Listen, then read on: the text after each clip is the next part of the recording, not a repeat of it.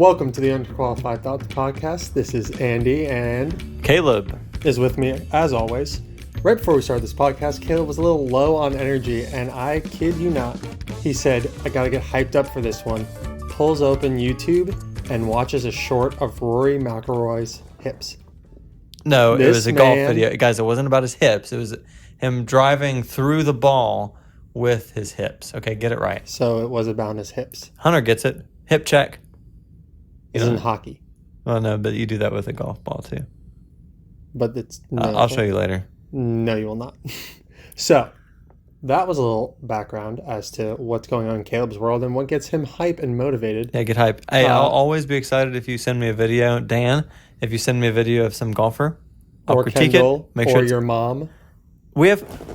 That's right. We are growing in our popularity, aren't we? Yeah, I was trying to describe who our Mount Rushmore of fans are, and I couldn't think of a fourth. So let us know if you're out there. Yeah.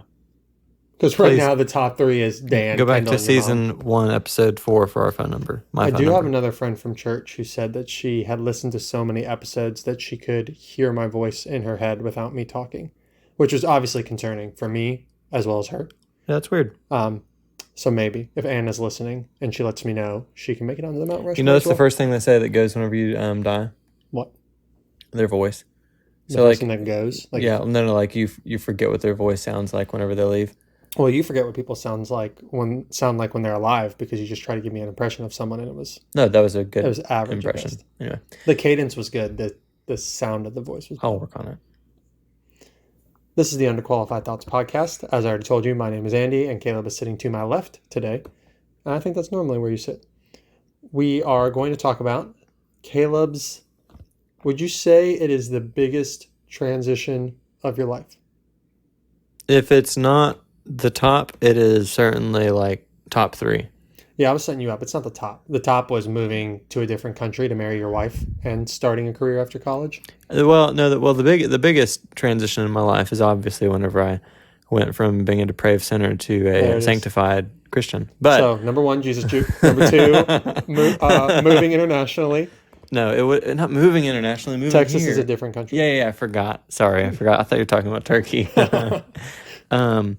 Yeah, and then obviously this is. It's hard to quantify because those aspects touch different realms. So, like, you have the spiritual, you have the emotional, and then right now you're kind of in the mental. Like, I'm in the mental phase of transition. Well, the part of the transition to coming here, which is the beautiful state of North Carolina, which Caleb did not believe was the South when he first got here. That's a whole sidebar. The main point of that is that it also included the career change because you went from being a college student to becoming a teacher, and that has just ended. You're no longer a teacher. That's right. And I can't let it go. You called North Carolina the North. They fought on the losing side in the Civil War. They were not part of the North. The West will always be better. Anyway. Texas isn't West, it's middle. We are much more West than here. We are more West here than we are South of here. But like Kentucky's not the West. Okay. We talked to Davy Crockett. What? Okay. It used to be the West, sure, before we bought everything else. Thank you. 1800s matter. I love you guys. No, 1800s don't matter. The fact that the Ohio is still referred to as the Midwest boggles my mind. Fold the map in half. Okay. It's on the east side. Well, in that case, there is no Midwest. No, the Midwest would have to be like Colorado. The things that are middle. Oh, dude, do you count Colorado as Midwest? No, I'm saying if it was accurate to what the country is today, the West Coast would be the states on the West Coast, and then the Midwest would be the states just inside of those states. Aren't you just glad I'm hype? Like, I wasn't this hype 5 minutes ago. I know, and you don't think me prodding and poking and pulling all these strings isn't helping at all? It's helping. Good job. It's not helping for, I would say, retention. Maybe it is. Maybe it's spicy enough in the beginning. It's definitely not helping for staying on topic or you getting to date night on time. Oh, that's right. Either which way, guys, I'm leaving you in 18 minutes. That's bad math. Sorry, 13. Thank you for giving them 5 more minutes of your time. All right. So talk to us. You said that it was an incredibly, did you say emotional? Today? This week? No, just last week when we're starting Oh. chronological order. Yeah, let me finishing tell you about teaching. it. So last week was my last week teaching. Friday comes around, the kids are sad, I'm sad. It's just especially my seminar, it's a homeroom. We've been around each other for the past 3 years. I would have seen them graduate. I will see them graduate, but it'll be next year and not as a teacher. So that was where it was like, man, like that's the only thing I regret, like that I couldn't have stuck it through with those kids because I've gotten to know them so well. Well, you could have. Well, yeah, I could have, but that wasn't in the cards. Yeah. I would say, I don't know, your words, but that makes it sound like it's not a regret. It's just the one thing that if it was a perfect Yeah. world, you could do both. Yeah. Anyway, so on Friday, I said goodbye to them. And then we started the weekend, and I prepped for Monday. What was that? The prep? Were you just like peppering Ben with questions and No, it was, I think I actually went and played golf and like literally didn't think about anything. Yeah, decompressed. Out with the old and in with the new. Yeah, and then Monday and keep came. one thing the same, golf. Yeah, and honestly, I was kind of fearful about one of my like pet peeves is I'm not going to go into a new position, into a new place, and wear something that I'm uncomfortable with, because then I feel like a literal like a suit and tie. Yeah, like a literal joke, like an imposter, which we'll get to that later. That is why I didn't wear a suit and tie at UBS, but was the wrong move. Yeah. So good news is my new position at Wells Fargo isn't stringent on like business. It's more just business casual. I mean, most places are. Yeah. Of course, as a teacher, you don't think that. You think, oh man, the business world is going to be tie at the very least, you know? You were floored when I told you I wore a suit and tie, though. Yeah. Wow. So anyway, I just like keeping my routines the same and not mixing things up, especially when it comes to what I wear, because what I wear is, I mean, as you guys know, I wear like the same things, and it's not out of lack of desire to wear new things. It's out of a habit that I've built because I have the same clothes. It seems like the only thing you're willing to not let be on a set structure schedule is this podcast. Wait, no. You said no. I went back and checked the tapes. You said we were going to record. You checked every 2 weeks. Oh man. And that we were going to record one before you started your job at Wells, and then after. And we did not do that, which is fine, because you know me, I'm not structured. I'm not going to hold you accountable to a standard I don't want to be held accountable to. But I just forgive me, Dan. I'm sorry. He did text us to let us know that we needed to get this done. Yeah. No, yeah. So I just let the record reflect that initially I was pushing for a schedule, but this week has been a little bit more of a chaos. Even the end, whenever we were texting, Andy and I were texting last week about doing the podcast, just Thursday, Friday, chaos. No mental energy or emotional energy to handle more conversation about everything going on. Oh, yeah. And the second reason why there's no structure here is that we're recording on our phones today, not the microphones. I lost a $5 piece for something I need for my computer. So if you want to donate... Hashtag Mac problems. Hashtag USB-C problems. That's Mac problems. No. Okay. Anyway, so let's get back on track. So Monday shows up, and are you interviewing me, or should I just talk? I am interviewing you, and you are more than welcome to just talk. Okay. Monday came. Monday was good. I show up. A guy helps me get situated. I get everything I need to work. That's was that really the day you just didn't eat lunch? Yeah, I didn't eat lunch. Don't know why. Oh, I didn't bring lunch because I thought someone was going to help me understand where the place to be would be. Food court. I did fact check this. The building I'm working in is second largest on the East Coast, second only to the Pentagon. So that's the square footage. Yeah, that's the framework. So it's a really, really big building. And not all Wells Fargo though. No office space. No. Wait. What? Various offices, various businesses renting out the space. Or is it all Wells? Well, the CIC building? Mm-hmm. It's just Wells. Really? Yeah. I didn't know that. Yeah. I mean, there's a cafeteria in there that has Starbucks in it. Yeah, I just assumed with it being that big. The building, I work in 2 different buildings. The one that's close to the one you're in is office space that's rented out to. Yeah, no, it's this one's ton of different owned, and people. that's why they're pushing to move everyone in there and upgrade it and all those things. Yeah. They actually have a pickleball coming to that joint. It's really weird. Don't understand it. Hey, Kendall. Yeah, go ahead. they're putting in a pickleball court at that location. It's so weird. It's like, do you stay after work and play pickleball? Like, The what current place that I work has 2 gyms inside of it. So it's like do you pay for it, or do you just? it would be honestly it would be a really discounted. You pay like $15 a month. All you have to do is be, part of a company that works there. Yeah, kind of like Um, the dentist services and the Yep. yeah. And so, obviously I haven't checked it out, but I would assume that they have showers. hmm And so it'd be like You show up and then you Show work up. out and you go to Yep. work. Yeah. Yeah. No thanks. I like my or local. lunch break I like my local one. Anyway, at 5 a.m. so yeah, which I do. I guess so. Monday went well. Really uneventful. Honestly, it was like Except for the fact that you showed up an hour before the person who was supposed to meet you. yeah. So it's not really his fault. He's not my manager. He's just an adjacent manager that was tasked with like coming and picking me up. Picking But- you up for your first day of school. Yeah, essentially. Because, I mean, it's such a big place. You would, anyway. Monday, no consequence. Tuesday, a little overwhelming, but still not that bad. I mean, you might see where this is going. Good, The wave. okay. The wave hadn't crested yet, but it was swelling. Yeah, like you could feel something changing underneath you. And then Wednesday, I got into the office, and it's a 3-day in the office, 2-day out of the office virtual. And I got in a meeting, and I was just like, "What am I doing here? Like, what have I done? Teaching. I knew how to do teaching. I knew exactly how to do teaching. I could have done teaching for the next 25 years and retired. Like, comfortability was very quickly being usurped. Ooh, big word. Huge. Small word that means a lot.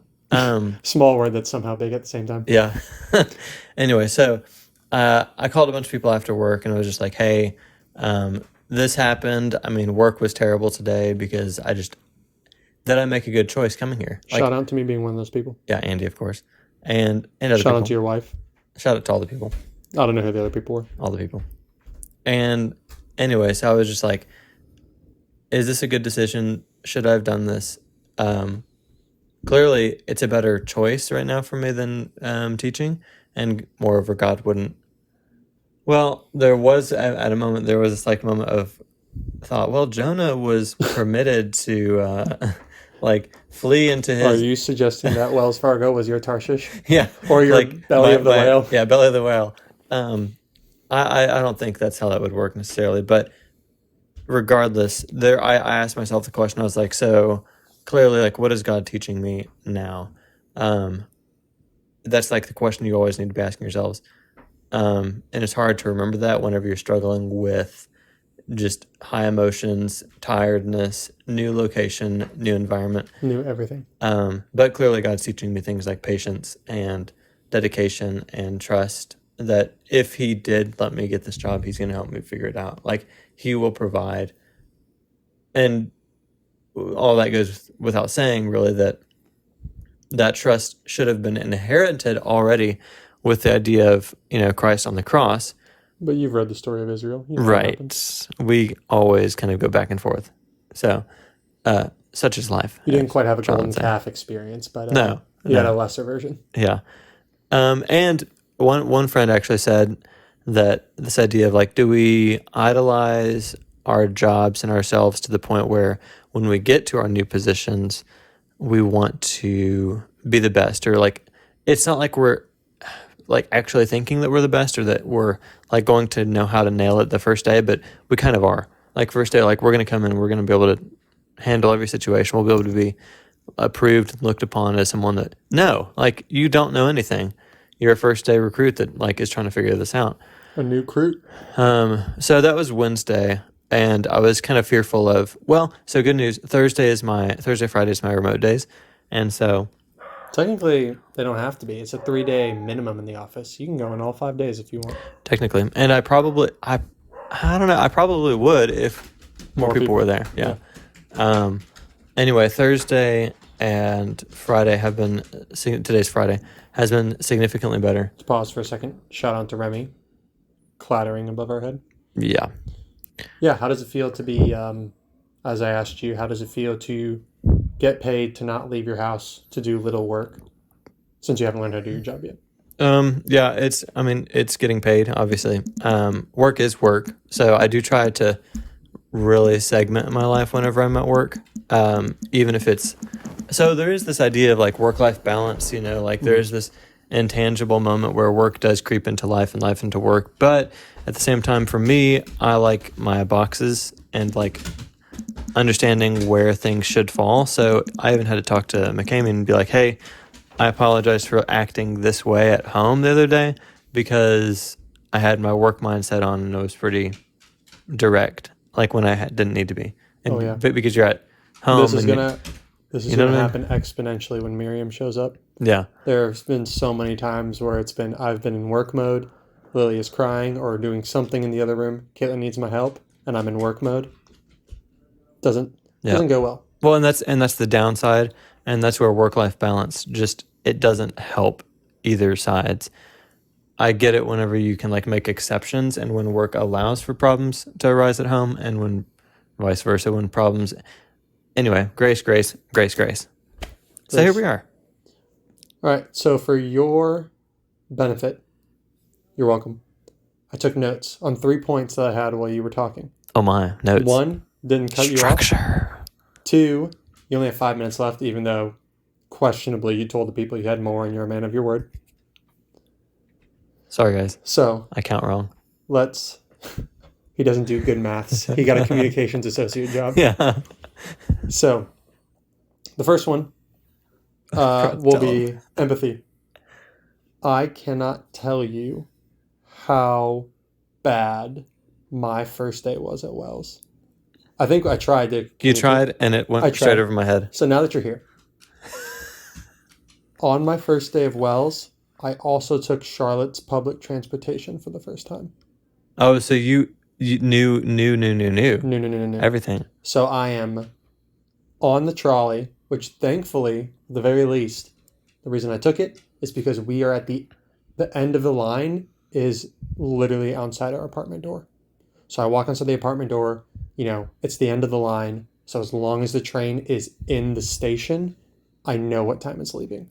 So I walk down, get on the trolley, go to pay my fare, realize you don't have to pay your fare because they extended that for a little bit longer, or like the freeness of it, whatever. I ride in, I'm like constantly switching between the transportation app and Google Maps, trying to figure out what stop I'm supposed to get off at. I finally get on, get an idea of where I need to go. I unnecessarily change lines. I say unnecessarily because I rode into the city and then I rode a new line down 4 blocks and my work was 5 blocks away. I could have which I do now, I just walk the extra 5 blocks. Had to pay for the second line, got on the wrong side of the line, had to cross back over at the platform. I then get to the building, call the person who's supposed to be picking me up, and they say they don't see me in the lobby. I was told to go to the wrong building. I then march my sorry butt 4 blocks back, or 2 or 3 blocks back to where I'm supposed to be. They finally get my badge sorted out. They were having issues getting my badge sorted out before because I was at the wrong building. And then I get taken up, and the person who takes me up takes me to a section of the office, say, here's where your desk is. I'm going back to my section, and I'm sitting by myself. Like, you saw the pictures, literally by myself. In a gray, beige, drab, 70s or 80s built office building. So there you go.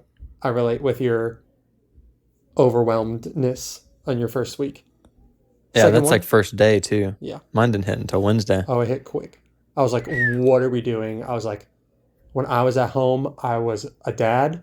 I knew where I offered value. I knew how I could help. And now I'm literally just sitting in an office by myself and I have no clue how to offer anyone value here. Well, that's what it felt like.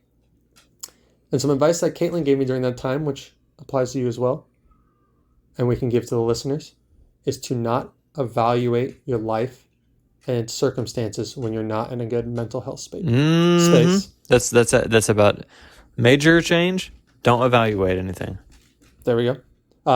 We don't have much time. I could elaborate on that, but you were short on the time. I'm so sorry, people. And the last one is Caitlin just read this week in a book by Paul Tripp about parenting, which you will be doing very soon, is the concept that while we are parenting, God is parenting us.